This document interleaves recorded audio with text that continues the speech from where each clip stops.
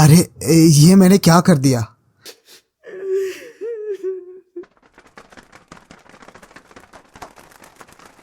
मूर्ख, तुम्हें पता नहीं भाद्रपद महीने चल रहा है।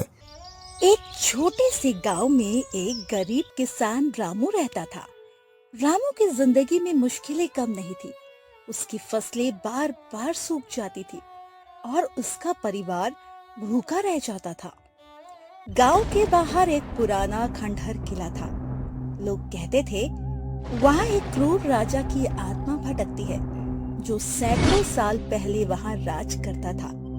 कोई उस किले के पास जाने की हिम्मत नहीं करता था। रामू की झोपड़ी गांव की आखिरी छोर पर थी।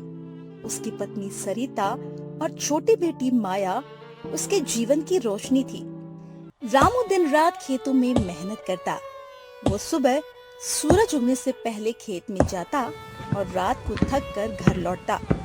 लेकिन पिछले 3 सालों से बारिश कम हुई थी। उसके खेत सूखे पड़े थे। जो थोड़ी बहुत फसल उगती वो बाजार में बिकने लायक नहीं होती। एक रात रामू अपनी झोपड़ी के बाहर बैठा था। उसकी आंखों में उदासी थी। सरिता ने उसे खाना ला कर दिया। रामू, खाना खा लो, तुम ऐसे चुप क्यों बैठे हो? सरिता, मैं थक गया हूँ। हर साल मेहनत करता हूँ लेकिन कुछ नहीं मिलता। माया को देखो, उसे नए कपड़े तक नहीं दे पाता। क्या करूं, कुछ समझ नहीं आता। सब ठीक हो जाएगा, भगवान पर भरोसा तो रखो। रामू ने खाना खाया लेकिन उसका मन शांत नहीं था। वो सोचने लगा अगर ऐसा ही चलता रहा तो उसका परिवार भूखा मर जाएगा। उस रात वो ढंग से सो न पाया। उसने सुना था कि पुराने किले में राजा की आत्मा लोगों की इच्छाएं पूरी करती है लेकिन बदले में कुछ मांगती है। रामू को ये बातें सिर्फ कहानियां लगती थी और उसकी हताशा उसे उस किले की ओर खींच रही थी। अगली रात जब गांव सो रहा था, रामू ने एक मशाल जलाई और किले की ओर चल पड़ा। उसका दिल जोर जोर से धड़क रहा था। किला गांव से कुछ दूर जंगल के बीच था। रास्ते में उल्लुओं की आवाजें और पेड़ों की सरसराहट उसे डरा रही थी। फिर भी वो रुका नहीं। किले के बड़े लोहे के दरवाजे तक पहुंचते पहुंचते उसकी सांसें तेज हो गई थी। किला अंदर से टूटा फूटा था। रामू ने मशाल ऊंची की और कदम अंदर रखा। उसने हिम्मत जुटाई और जोर से पुकारा, हे राजा, अगर तुम सच में यहाँ हो तो मेरी पुकार सुनो। मैं एक गरीब किसान हूँ, मेरी मदद करो। कुछ देर तक सन्नाटा रहा। फिर अचानक एक तेज हवा चली। मशाल की लौ कांपने लगी। रामू ने पीछे मुड़कर देखा तो एक काली छाया उसके सामने खड़ी थी।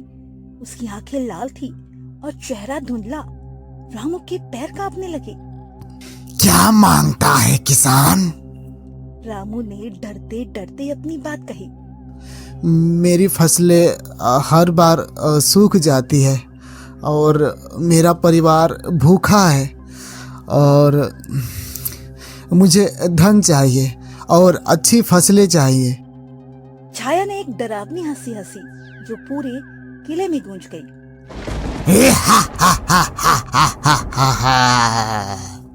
ठीक है रामू, मैं तुम्हें अथाह धन और हरी भरी फसल दूंगा, लेकिन बदले में तुम्हें हर साल अपनी सबसे कीमती चीज मुझे देनी होगी। क्या तुम तैयार हो? रामू डर गया। उसने सोचा सबसे कीमती चीज, शायद उसका अनाज या कोई जानवर। उसने जल्दबाजी में सौदा मान लिया। हाँ, मैं तैयार हूँ। छाया ने फिर हंसते हुए कहा, तो सौदा पक्का। कल से तुम्हारी जिंदगी बदल जाएगी, लेकिन याद रख, हर साल मैं आऊंगा। छाया गायब हो गई। रामू का दिल धक धक कर रहा था। उसे समझ नहीं आया कि उसने क्या कर दिया। वो जल्दी से घर लौट आया।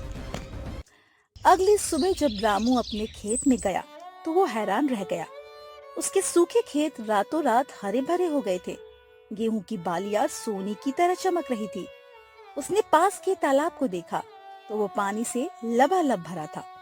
रामू की आंखों में खुशी के आंसू आ गए। वो घर भागा और सरिता को सब बताया। सरिता, देखो, हमारे खेत लहलहा रहे हैं। अब हमें कोई कमी नहीं होगी।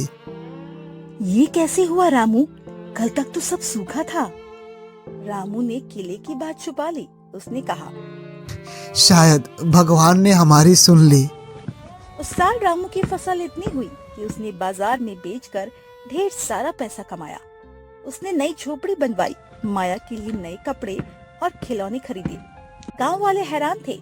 कुछ लोग कहते रामू ने कोई जादू सीख लिया है, लेकिन रामू चुप रहता। उसे बस अपने सौदे की बात याद आती थी। 1 साल बीत गया।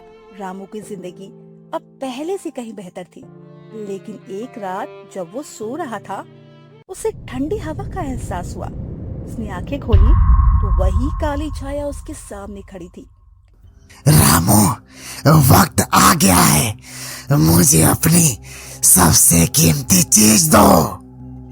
रामू का दिल डूबने लगा। उसने सोचा, सबसे कीमती चीज उसका खेत, उसका घर। फिर उसे अपने बैल मोहन की याद आई। मोहन उसका सबसे अच्छा बैल था, जो खेतों में सबसे ज्यादा मेहनत करता था। मैं तुम्हें अपना बैल मोहन दूंगा। छाया ने एक डरावनी मुस्कान।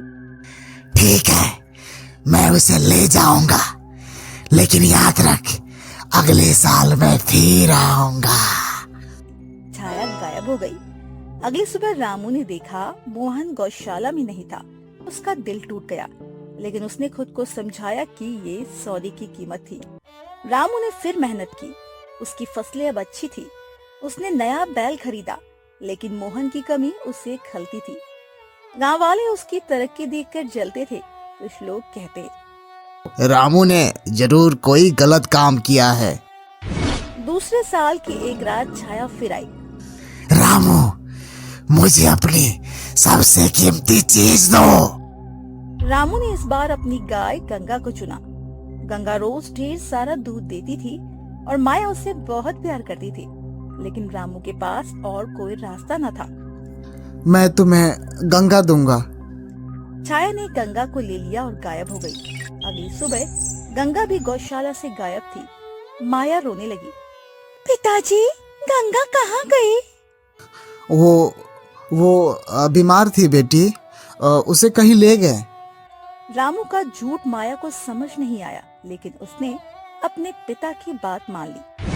तीसरे साल छाया ने रामू के गधा को लिया, जो खेतों से फसल लाने का काम करता था। उसकी गैर मौजूदगी में रामू को रातें डरावने लगने लगी। चौथे साल छाया ने उसका सबसे कीमती खेत मांगा। रामू ने वो भी दे दिया। अब उसके पास सिर्फ उसका घर, उसकी पत्नी और माया बची थी। हर साल छाया का आना रामू के लिए एक दहशत बन गया था। वो रात को सो नहीं पाता था। उसे लगता था छाया उसे देख रही है। सरिता को भी शक होने लगा था। रामू, तुम कुछ छुपा रहे हो। हमारे जानवर, हमारा खेत, सब क्यों गायब हो रहा है? कुछ नहीं सरिता, बस समय खराब है। लेकिन रामू जानता था, उसने जो सौदा किया वो अब उसकी जिंदगी को निगल रहा था। 5वां साल आया। रामू अब पूरी तरह टूट चुका था। उसकी संपत्ति धीरे धीरे खत्म हो रही थी। वो सिर्फ माया और सरिता के लिए जी रहा था। एक रात जब वो माया को सुला रहा था, छाया फिर प्रकट हुई। रामू, अब वक्त है, मुझे अपनी सबसे कीमती चीज दो।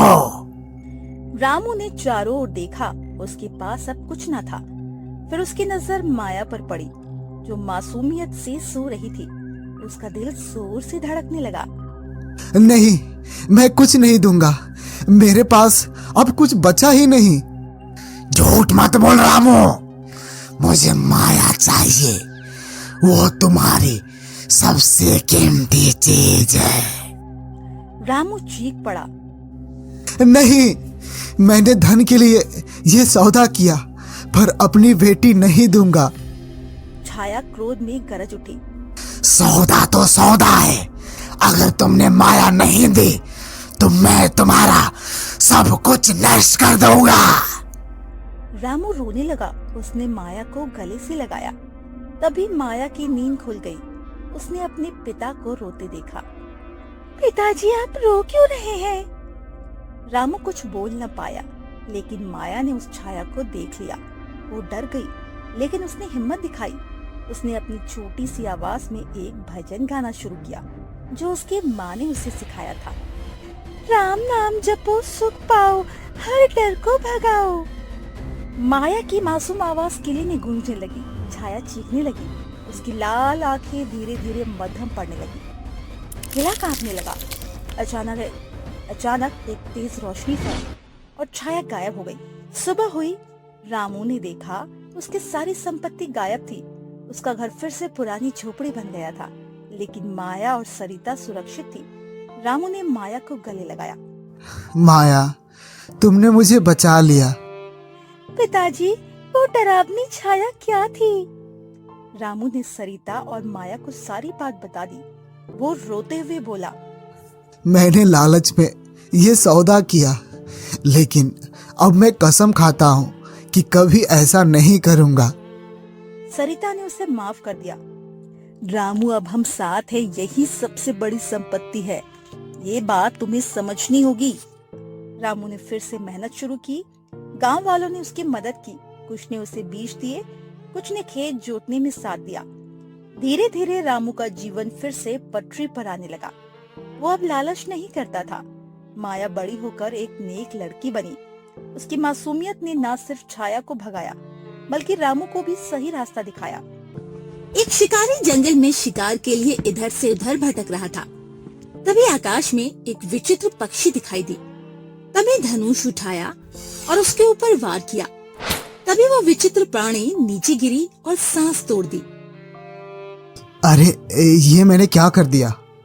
ये कैसा विचित्र प्राणी है जिसे हमने मार दिया? तभी वो एक वृक्ष के पास जाकर बैठ गया। तभी वहाँ पर एक तोता आता है। अरे भाई, तुम कौन हो और इस सुनसान जंगल में क्यों बैठे हो? मैं एक रामपुर गांव का रहने वाला हूँ। मेरा नाम धनीलाल है।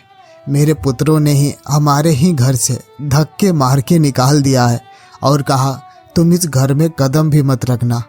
मैं भूख की तलाश में इधर उधर घूम रहा था, लेकिन संजोगवश मैं एक विचित्र प्राणी को मार दिया। इसकी वजह से मैं बहुत चिंतित हूँ। धनीलाल, मैं एक दक्षिण जंगल के प्रसिद्ध पंछी हूँ। अगर तुम चाहो तुम्हारी गरीबी को दूर कर सकता हूँ और तुम्हें राजा बना सकता हूँ। क्या ये सचमुच में हो सकता है?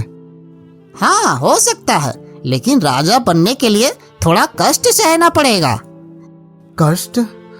कैसा कष्ट? धनी, मुझे तुम्हारे हाथ में राजयोग की रेखा बनानी पड़ेगी। लेकिन हाथ में ऐसा रेखा किस प्रकार बनाई जाती है? मुझे अपने चोंच से तुम्हारी हथेली पर रेखा खींचनी होगी। ऐसा करने से तुम्हें थोड़ा दर्द महसूस होगा और इससे तुम्हारी बंद दरवाजा की ताला खुल जाएगी। धनी तोता की बात सुनकर सोच में पड़ गया। फिर कुछ देर तक सोचा और कहने लगा, मुझे आपकी बात मंजूर है तोता जी। आप जल्दी से मेरे हथेली पर ऐसा रेखा खींच दीजिए। ये सुनकर तोता ने अपनी चोंच से राजयोग का रेखा खींचा और बोला, धनी, तुम जाओ, तुम्हारी किस्मत में राजयोग का रेखा बन चुका है। जल्दी तुम किसी देश का राजा बन जाओगे। धनीलाल ने उस तोते को प्रणाम किया और वहाँ से चल दिया। उसके जाने के बाद पक्षी भी दक्षिण दिशा के जंगल में चल पड़ी और वो अपने घर की ओर खुशी खुशी चल पड़ा और सोचने लगा, अब मैं राजा बन जाऊंगा और पूरे क्षेत्र में राज करूंगा। तभी धनीलाल एक नदी के पास पहुंचता है और सोचता है, क्यों ना मैं इस नदी में तीर धनुष को प्रवाहित कर दूं। अब मुझे शिकार करने की क्या जरूरत है? तभी वो नदी में अपनी तीर धनुष को प्रवाहित कर देता है और प्रार्थना करने लगता है, हे नदी महाराज, मुझे जल्दी से जल्दी राजा बना दो। धनीलाल नदी के पास खड़ा ही था। वहाँ पर दो सैनिक आए। तुम्हें हमारे मंत्री जी ने बुलाया है। लेकिन क्यों? इस प्रश्न का उत्तर महामंत्री जी ही देंगे। वो तुम्हारी प्रतीक्षा कर रहे हैं। तो ठीक है, फिर चलो। धनीलाल उस सैनिक के साथ चल पड़ा।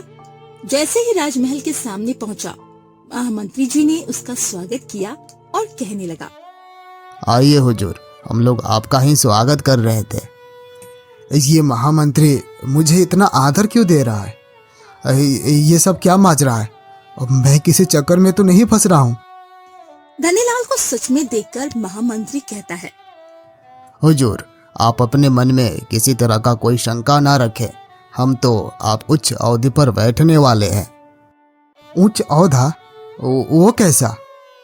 हुजूर, आज से आप खुशबूपुर राज्य के नए राजा होंगे। धनीलाल हैरान रह गया। राजा? और मैं? ये मैं क्या सुन रहा हूँ? मैं बंद आंखों से सपना तो नहीं देख रहा? नहीं हुजूर, ये सपना नहीं बल्कि सच है। आज सुबह की बात है। खुशबूपुर राज्य में हमारे राजा खुशबू सिंह की मृत्यु हो चुकी है।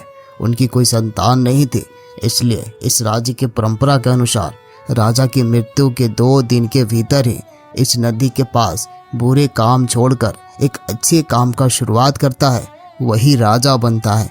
और आप हमारे पहले परदेसी हैं जिसने हमारे इस प्रथा को पूरा किया है, इसलिए आप हमारे राज्य के राजा बनेंगे। धनीलाल मन ही मन सोचने लगा, तोता ने जो हमारे हाथ पर रेखा बनाई थी वो इतनी जल्दी कमाल दिखा देगा, मैंने सोचा ही नहीं था। हुजूर, आप किस सोच में डूब गए? सोच विचार छोड़िए और हमारे महल में चलिए। वहां पर आज ही आपका राज्य तिलक किया जाएगा। हाँ मंत्री जी, चलिए। फिर महामंत्री धनीलाल को आदर पूर्वक राजमहल में ले जाता है। वहाँ पर धनीलाल का राज तिलक किया गया। महामंत्री ने सभी को बताया, नगरवासियों सुनो, आज से हमारे खुशबूपुर के राजा रामेश्वर सिंह राजा है। भाग्य बदलते ही धनीलाल वहाँ का राजा बन चुका था और उसका नाम धनीलाल से रामेश्वर सिंह हो गया था। तभी वो रात में अपने कक्ष में बैठकर सोच रहा था, अब तो मैं राजा बन गया हूँ। मैं अपने बेटे को कभी नहीं बुलाऊंगा जिन लोगों ने मुझे घर से निकाला था, और मैं एक सुंदर राजकुमारी से विवाह करूंगा। धनीलाल आंखें मूंद कर सो गया। अगली सुबह अपने महामंत्री को आदेश दिया, महामंत्री जी, मैं दक्षिण पहाड़ी के जंगलों के तोता को बुलाना चाहता हूँ। ये आप कैसी बात कर रहे हैं महाराज? दक्षिण पहाड़ियों में तो बहुत सारे तोते होंगे, किनको बुलाकर लाए और आखिर क्यों? ये हमारा आदेश है, जो कहा वो करो। तभी महामंत्री कुछ सैनिक दक्षिण पहाड़ी के जंगल में जाने को कहते हैं। तभी वो जाने लगते हैं। जाते जाते एक जंगल के पास पहुंचते हैं, जहाँ पर बहुत सारे तोता बैठे हुए थे। तोता महाराज की जय हो। रामेश्वर सिंह राजमहल में आने को आदेश दिया है। कृपया आप हमारे साथ चलने का कष्ट करें। अरे, मैं रामेश्वर सिंह को जानता भी नहीं, वो आखिर मुझे क्यों बुला रहे हैं? लगता है वो हमारी रेखा बनाने की प्रक्रिया को जान तो नहीं गए और वो अपने अच्छे कार्यशैली को बनाए रखने के लिए कोई नया रेखा बनवाने को कहे। अगर ऐसा मैं करता हूँ तो हमें मुंह मांगा कीमत मिलेगा। ठीक है, मैं तैयार हूँ। कुछ देर के बाद, अरे धनीलाल तू? अरे तोता जी, थोड़ा धीरे बोलिए। मैं खुशबूपुर का राजा रामेश्वर सिंह हूँ। अरे तू इतना जल्दी राजा बन जाओगे, अब मैंने सपने में भी नहीं सोचा था। अरे तोता जी, ये सब तो आपका कमाल है। अगर आप अपनी चोंच से हमारी हथेली पर रेखा नहीं बनाई होती तो आज हमारा भाग्य नहीं बदला होता, और आज आपकी वजह से मैं राजा बना। इसलिए मैं आपको सोना, चांदी, हीरो से भरा हुआ 5 हाथी का समूह देता हूँ। ये सब सुनकर तोता बहुत खुश होता है और कहने लगता है, धन्यवाद महाराज, मैं आपकी भेंट स्वीकार करता हूँ। तोता जी, आप समय समय पर हमारे राजमहल में मिलने के लिए आया कीजिएगा। ठीक है महाराज, जैसी आपकी आज्ञा। तोता अपने इनाम लेकर जंगल की ओर निकल पड़ा। राजा अपने कक्ष में बैठा हुआ मन ही मन सोचने लगा, अब मैं इस क्षेत्र का राजा बन गया। अब हमें कोई ना कोई ऐसा कार्य करना चाहिए जिससे खुशबूपुर राज्य के लोगों पर हमारा वर्चस्व बना रहे। क्यों ना हम पड़ोसी राज्य पर हमला करके हरा दूं और उनके राज्य को अपने राज्य में मिला दूं। ऐसा करने से हमारा राज्य बड़ा हो जाएगा और ये लोग हमारा और भी वाह वाह करेंगे। तभी वो महामंत्री जी को वहां पर बुलाते हैं। महामंत्री जी, हमारे राज्य का सबसे पड़ोसी राज्य कौन सा है और वहां का राजा कौन है? हमारे राज्य से सटा हुआ राज्य महाविजय सिंह का है। जल्द ही सैनिक को युद्ध पर जाने की सूचना दे दीजिए और आज ही युद्ध करेंगे। महाराज, आप किससे युद्ध करना चाहते हैं? हमारे किसी भी राजा के साथ कोई भी दुश्मनी नहीं है। राजा महाविजय के साथ दोस्ताना संबंध है। आपसे पहले वाले महाराज से अच्छी दोस्ती थी। तभी राजा रामेश्वर सिंह महामंत्री पर भड़क उठते हैं। महामंत्री जी, मैं आपको यहाँ पर इसलिए नहीं बुलाया कि हमें आप उपदेश दें। राजा आप हैं या हम? महाराज, राजा तो आप ही हैं और आप ही रहेंगे, लेकिन हमारी आपसे हाथ जोड़कर विनती है कि अभी आप राजसव के राजा अभी नए बने हैं, इसलिए महाविजय राजा पर अतिक्रमण करने जैसी गलती ना करे। एक बार बैठकर अच्छी तरीके से विचार कर ले। मैं जानता हूँ महाविजय का राज्य हमारे राज्य से बहुत छोटा है और राजा महाविजय के पास हमारी सेना से उनकी सेना बहुत छोटी है, लेकिन महाविजय राजा बहुत सारे युद्ध को जीत चुके हैं, इसलिए ये आक्रमण करना सही नहीं है। बस मंत्री जी, बस बहुत हो चुका आपका भाषण, अब बंद कीजिए। मैं इस राज्य का राजा हूँ, इसलिए जो मैंने फैसला किया वही होगा और यह युद्ध होकर रहेगा। अब जाइए, सैनिकों को युद्ध पर जाने का आदेश दीजिए, वरना आपकी दिशा और दशा बदलने में थोड़ा भी समय नहीं लगेगा। जैसी आपकी इच्छा महाराज, हमें आपको समझाना फर्ज था। मैंने अपना कार्य पूरा किया है। मैं अभी तुरंत सेनापति जी को जाकर आदेश सुना देता हूँ। इतना कहकर महामंत्री वहां से चला जाता है। जब सेनापति के पास पहुंचता है तो वो कहने लगता है, सेनापति जी, हमारे रामेश्वर सिंह महाराज अभी तुरंत महाविजय के राजा पर हमला करना चाहते हैं। आप जल्दी से जल्दी पूरी सेना को इकट्ठा कीजिए और युद्ध पर जाने के लिए तैयार हो जाइए। महाराज को ये क्या सूझा कि वो आक्रमण करने के लिए इतना व्याकुल है? क्या आपने मना नहीं किया? सेनापति जी, मैं महाराज को बहुत समझाया पर वो अपनी जीत पर अड़े हुए हैं, इसलिए अब युद्ध के अलावा कोई रास्ता नहीं है। तो ठीक है महामंत्री जी, महाराज का आदेश का पालन करना हमारा कर्तव्य है। मैं जल्द ही सारे सैनिकों को इकट्ठा करता हूँ और उन्हें युद्ध पर जाने के लिए तैयार करता हूँ। युद्ध पर जाने के लिए पूरी तैयारी कर ली गई। राजा रामेश्वर सिंह अपनी सेना को लेकर महाविजय महाराजा के क्षेत्र में जाना शुरू कर दिए। जब राजा महाविजय को ये सूचना मिली तो वो सोचने लगा, आखिर रामेश्वर सिंह राजा को क्या सोच गया है? वहाँ के महामंत्री जी ने हमारे बारे में नहीं बताया। हमारे उनके राजा के साथ दोस्ताना संबंध था, परंतु जब संकट आ ही गया तो युद्ध तो करना ही पड़ेगा। आखिर हमारी छोटी सी सेना रामेश्वर सिंह की सेना के सामने मुकाबला कैसे करेगी? खैर, नतीजा जो भी हो, हमें अपनी सेना को तुरंत युद्ध के लिए तैयार करना चाहिए। कुछ समय बाद महाराज रामेश्वर सिंह की सेना और महाविजय की सेना आमने सामने थी। कुछ ही समय बाद महाविजय महाराज की सेना जमीन पर मानव की तरह शव की तरह लेटी थी। ये देखकर महाविजय सोचने लगता है, इससे पहले कि हमारी पूरी सेना खत्म हो जाए और राजा मुझे बंदी बना ले, हमें तुरंत यहाँ से निकलना चाहिए, नहीं तो ये हमारे को बंदी बनाकर मौत के घाट उतार देगा। ये सोचकर राजा महाविजय ने अपने घोड़े को युद्ध भूमि से विपरीत दिशा में मोड़ लिया और वहां से भाग निकले और फिर सोचने लगे, अब मैं यहाँ से कहाँ जाऊँ? वहाँ पर तो महारानी जी अकेले ही रह गए। अब तो हमें भगवान ही भला करेंगे। तभी वो चलते चलते दक्षिण पहाड़ी के इलाके में पहुंचता है, जहाँ पर बहुत सारी पक्षियां बातें कर रही थी। क्या हुआ युवक, तुम हमारे इस इलाके में क्यों आए हो? क्या तुम रास्ता भटक गए हो या हमें नुकसान पहुंचाने के लिए आए हो? नहीं मोर महारानी, मैं एक बहुत बड़े संकट में हूँ। रामेश्वर सिंह राजा हमारे ऊपर अचानक हमला कर दिए हैं और हम अपनी जान को बचाते हुए उससे युद्ध के इलाके से भाग आया हूँ, परंतु हमारी पत्नी उस राजमहल में है। न जाने वो राजा हमारे पत्नी के साथ दुर्व्यवहार कर सकता है। कृपया करके हमें बचाएं। चिंता ना करे, ऐसा कुछ नहीं होगा। मैं अपने कुछ पक्षियों को वहाँ पर रामेश्वर सिंह के राज्य में भेजती हूँ ताकि उनकी हालचाल का पता लग सके। तभी वो मोर महारानी कुछ तोते को रामेश्वर सिंह के राज्य में भेजती है। महाराज, महाविजय की सेना पूरी तरह से हार चुकी है, आपका क्या आदेश है? महामंत्री जी, महाविजय सिंह राजा हमारे कब्जे में नहीं आए, इसलिए उन्हें पकड़ने के लिए जल्दी से जल्दी राजमहल पर हमला किया जाए और उनकी महारानी को उठाकर कारागार में बंद किया जाए। तभी महारानी के कक्ष में पहुंचते हैं और उन्हें बंदी बनाकर काल कोठरी में डाल देते हैं। तभी महाराज उसके पास मिलने के लिए जाते हैं।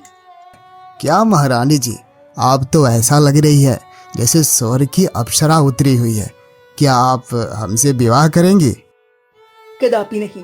मैं अपने शरीर को अग्नि में भस्म कर दूंगी, लेकिन मैं किसी दूसरे राज्य के राजा से विवाह नहीं करूंगी। महाराज रामेश्वर सिंह गुस्से में आ गया और महामंत्री से कहने लगा, महामंत्री जी, तुरंत विजय सिंह की महारानी को हमारे कक्ष में लाया जाए, मैं उनका स्वागत बिस्तर से करूंगा। आप ये गलत कर रहे हैं महाराज। जो कह रहा हूं वही सुनो, नहीं तो मैं तुम्हारे साथ क्या क्या करूंगा ये तुम भली भांति जानती हो। जो आज्ञा महाराज। तभी कुछ सैनिकों के साथ महामंत्री उस महारानी को महाराज के कक्ष में छोड़ देते हैं। वो राजा उनके साथ जोर जबरदस्ती करता है और उनका पूरा वस्त्र उतार कर फिर से कारागार में बंद कर देता है। ये सब वो तोता देख रहा होता है। तभी वो महारानी मोर के पास जाता है और कहता है, मोर महारानी की जय हो।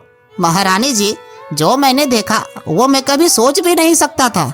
रामेश्वर सिंह राजा ने विजय सिंह की महारानी को बिस्तर पर दुर्व्यवहार किया और उन्हें वस्त्रहीन कर कर कारागार में बंद कर दिया है। लेकिन अफसोस की बात यह है कि मैं ही उस राजा के हाथ पर उससे राजस्व होने का रेखा बनाया था। मोर महारानी, हमें माफ कर दीजिए। ये सुनकर विजय सिंह राजा जमीन पर बैठकर रोने लगते हैं। महारानी जी, आखिर हमने किसी का क्या बिगाड़ा था जो हमारे धर्मपत्नी के साथ ऐसा दुष्कर्म हुआ? महाराज विजय सिंह, धीरज रखिए आप। पाप का घड़ा एक ना एक दिन फूटता ही है। मोर महारानी जी, हमारा तो सब कुछ लूट गया, अब हम कहाँ पर जाएंगे? इसका एक उपाय है जो इस रामेश्वर सिंह को सबक सिखा सकती है। वो क्या उपाय है महारानी? इसका यही उपाय है जो महाराजा रामेश्वर सिंह ने अपनी हथेली पर रेखा खिंचवा कर राजा बना है, वो मिटाना होगा। लेकिन ये पता जरूर होना चाहिए कि वो एक पहले शिकारी था। उसने वो यदुवंशी कुल की स्त्री को मार गिरा दिया था, जो कि वो अपने पुत्र को दूध पिलाने के लिए जा रही थी। तभी उसी क्षण वो स्त्री बंद आंखों से और बंद जुबान से ये श्राप दिया गया था, यदुवंशी कुल के राजा ही उसका वध कर सकते हैं। इनका तो किसी भी यदुवंशी कुल के राजा से कोई दुश्मनी नहीं है। आखिर यह कैसे हो सकता है कि वो इनसे युद्ध करे? रामेश्वर सिंह की दुश्मनी तो आपसे भी नहीं थी, लेकिन वो लालच में आकर आपके ऊपर आक्रमण किया। इसी प्रकार किसी योजना के तहत यदुवंशी कुल के राजा को उसके प्रति क्रोध उत्पन्न करना पड़ेगा। तभी वो सारे लोग मिलकर एक योजना बनाते हैं। तभी वो तोता महामंत्री जी के पास जाता है और बातचीत करता है। तभी वो महामंत्री महाराज से कहते हैं, महाराज की जय हो। महाराज, हमारे राज्य में ये परंपरा है कि जो नए राजा बनते हैं वो यदुवंशी कुल के राजा को निमंत्रण देकर भोज पर बुलाते हैं, जिससे उनकी आत्मशक्ति और भी बढ़ जाती है। ठीक है, अभी तुरंत यदुवंशी कुल के राजा मुरली जी को भोज का निमंत्रण दिया जाए। तभी उधर तोता और मोर मिलकर इस योजना को सफल बनाने में लगे थे। तभी रात होती है और वो तोता अमृत कुंड से जल लेकर राजा के पास जाता है और उसके राजस्व रेखा को मिटा देता है। जैसे ही सुबह होती है, यदुवंशी कुल के राजा भोज पर बैठ जाते और वो देखकर भड़क उठते हैं। अरे ये क्या है? भोजन में मांस के टुकड़े? अरे ये कहाँ से आया? हमने तो सात्विक भोजन बनवाया था। मूर्ख, तुम्हें पता नहीं, भाद्रपद महीने चल रहा है। इस समय श्री कृष्ण भगवान ने जन्म लिया था और कुछ दिन बाद जन्माष्टमी भी है। हमें माफ कर दे मुरली महाराज, हमसे गलती हो गई, लेकिन हमने ऐसा नहीं किया। हो सकता है किसी ने हमें इस कार्यशैली में फंसाया है। इस चीज की चेतना तुम्हें होनी चाहिए थी। यह गलती अब तुम कर चुके हो अब इसका संहार ही होगा। तभी मुरली सिंह ने धनुष उठाया और उस पर वार किया। तभी वो तड़प कर वहीं पर प्राण त्याग दिया। महामंत्री जी उनसे सारी बातें कहते हैं और उनसे क्षमा भी मांगते हैं, क्योंकि अगर वो ऐसा नहीं करते तो न जाने कितनी स्त्रियों के साथ राजा दुर्व्यवहार कर सकता था। तभी महाराजा विजय सिंह वहां पर आए और अपनी पत्नी को कारागार से छुड़ा लिया और वो उस राज्य का राजा बन गया और उन्होंने सभी पक्षियों को धन्यवाद किया। एक छोटे से गांव में एक किसान रहता था जिसका नाम था भोला। गांव का नाम था सुखनपुर, जहां की मिट्टी कभी उपजाऊ हुआ करती थी। भोला एक मेहनती किसान था।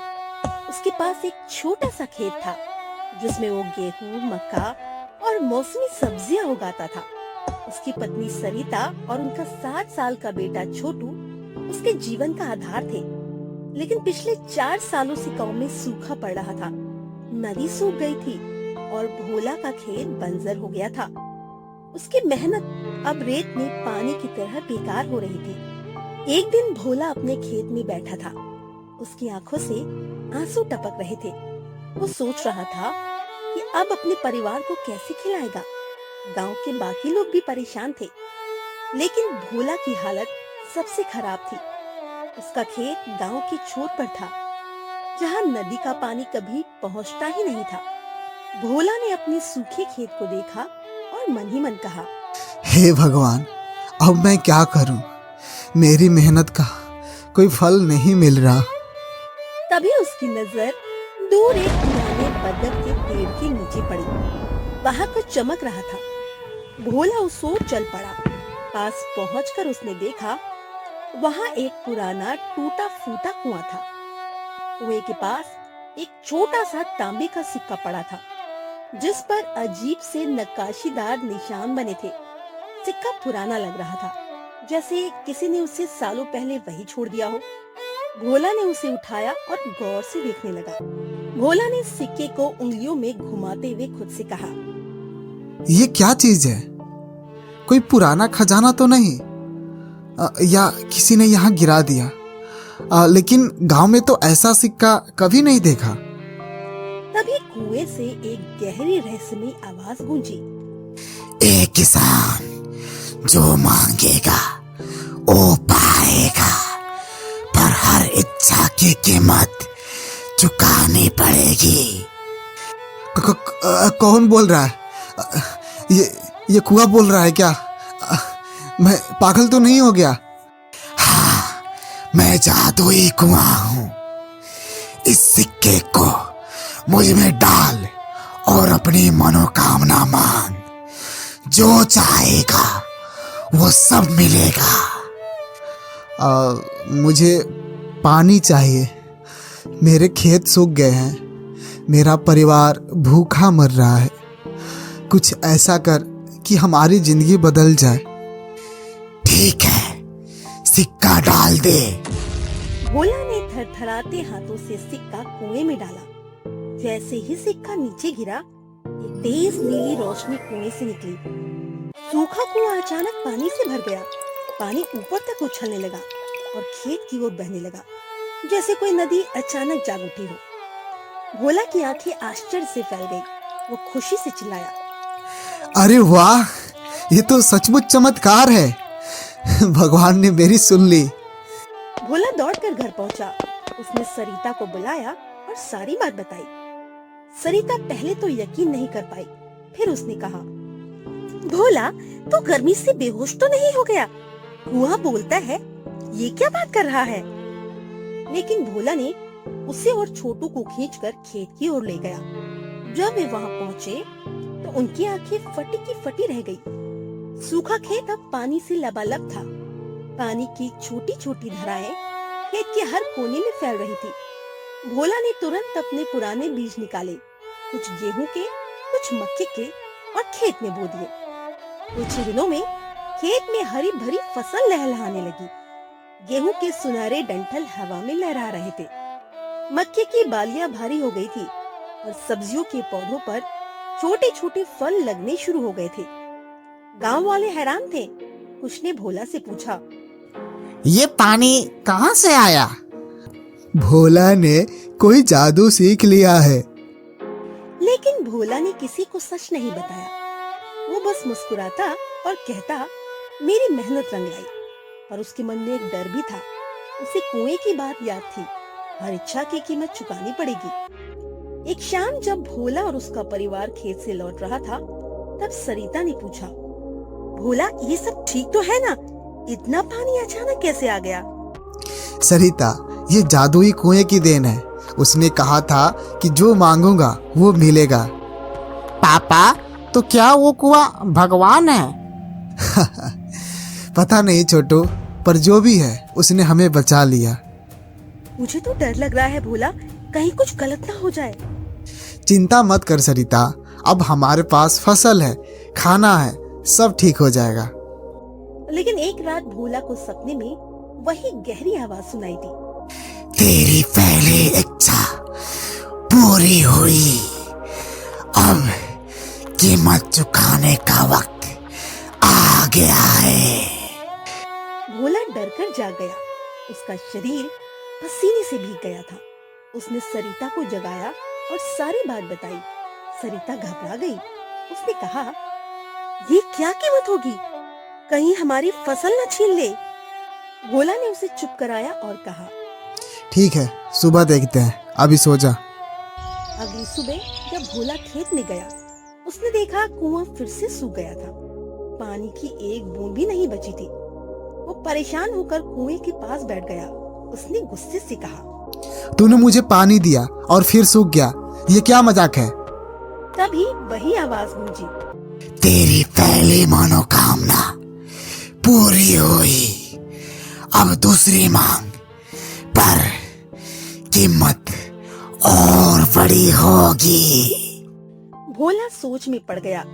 उसे अपने परिवार की भूख की याद आई। उसने कहा, मुझे इतना धन दो कि मेरा परिवार कभी भूखा न रहे। कुएं से फिर एक तेज रोशनी निकली और उसके सामने एक बड़ी थैली प्रकट हुई, जो सोने के सिक्कों से भरी थी। सिक्के चमक रहे थे जैसे सूरज के टुकड़े हो। भोला ने थैली उठाई और घर ले गया। ये क्या लाया है भोला? इतना सोना कहाँ से मिला तुझे? कुएं ने दिया, मैंने धन मांगा और ये दे दिया। पापा, अब तो हम अमीर हो गए। मुझे नई साइकिल चाहिए और ढेर सारे खिलौने भी। ठीक है छोटू, पर हमें सोच समझकर खर्च करना होगा। ये सोना आसानी से नहीं आया। भोला, मुझे बहुत डर लग रहा है। पहली बार पानी मिला और कुआं सूख गया।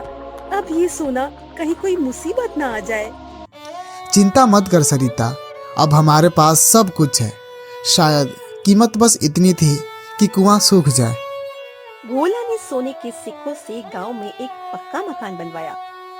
उसने छोटू को गांव के स्कूल में दाखिल कराया और सरिता के लिए नए कपड़े और गहने खरीदे। उसने अपने खेत के लिए एक नया हल और बैल भी खरीदे ताकि मेहनत आसान हो जाए। गांव वाले भोला की तरक्की देखकर चलने लगे थे। कुछ ने उससे उधार मांगा तो कुछ ने उसकी बुराई शुरू कर दी।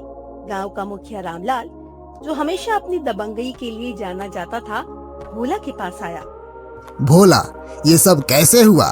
तू तो पहले 2 वक्त की रोटी के लिए तरसता था, अब ये पक्का मकान, सोना, ये सब कहाँ से आया?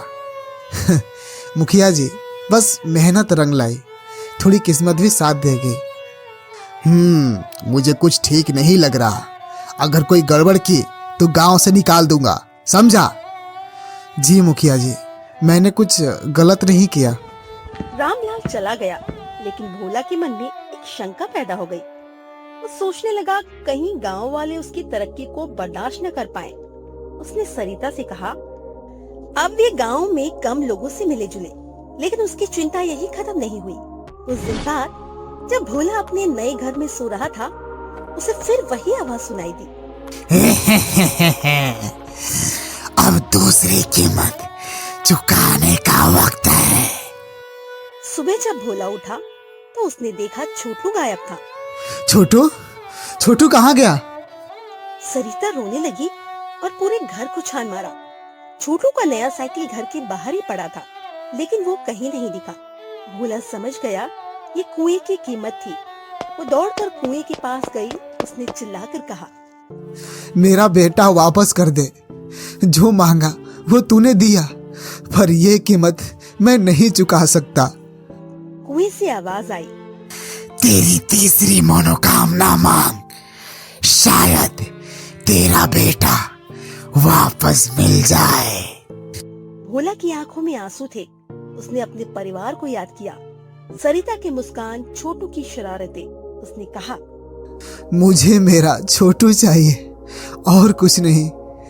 ठीक है, पर इसके लिए तुझे अपनी सारी दौलत छोड़नी होगी। ले लो सब कुछ, मकान, सोना जो है सब ले लो, बस मेरा बेटा लौटा दो।